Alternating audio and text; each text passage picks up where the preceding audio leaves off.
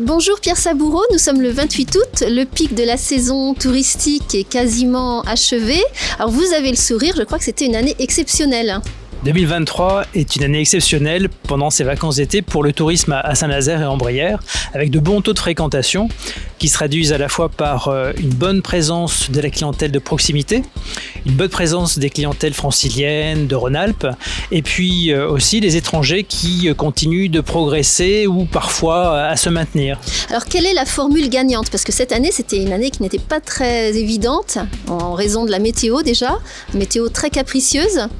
Alors, la formule gagnante, c'est le fait d'avoir un territoire qui offre le littoral, qui offre le tourisme industriel, qui offre du tourisme culturel également, et puis la Brière. Et donc, en fonction des conditions météorologiques, avec les aléas qu'on a connus pendant cet été, ou parfois pluvieux, parfois grand ensoleillement, eh bien, forcément des activités qui sont proposées. Et puis l'autre formule gagnante, c'est d'avoir la capacité de proposer à la fois des offres payantes évidemment, mais aussi avoir une palette d'offres gratuites, car pour les familles, s'occuper pendant une journée ou pendant une semaine ou plusieurs jours si le séjour est plutôt court sur ce territoire, le fait d'avoir cette formule payante et gratuite permet d'offrir aux familles une activité, quelles que soient les conditions.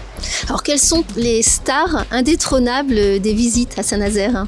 Alors évidemment, notre singularité du tourisme industriel fait que toutes les visites de découverte industrielle, que ce soit les chantiers de l'Atlantique, Airbus, le Grand Port Maritime, et puis l'excursion maritime qu'on avait cette année pour découvrir le parc éolien, ça c'est une très bonne fréquentation pour l'ensemble des activités. Vous avez augmenté la fréquence des visites, je crois. On a augmenté la fréquence des visites, enfin des croisières pour le parc éolien.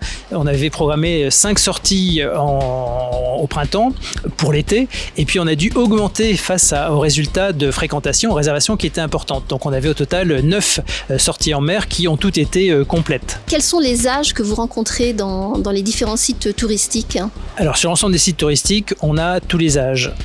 À la fois les grands-parents qui accompagnent et qui encadrent les petits-enfants, ça c'est une constante que l'on voit depuis plusieurs années, où les parents confient à leurs parents, donc les grands-parents des petits-enfants pendant une période des vacances, en particulier début juillet, mais on peut en voir aussi courant août.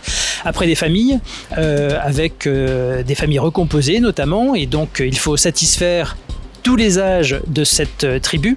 Et puis on a aussi, et c'est ce qui est la force de Saint-Nazaire, à la fois des voyages de couple ou des voyages en solo, puisque un certain nombre de personnes qui pratiquent la randonnée, que ce soit à vélo ou que ce soit à pied avec le GR34, peuvent être en solo.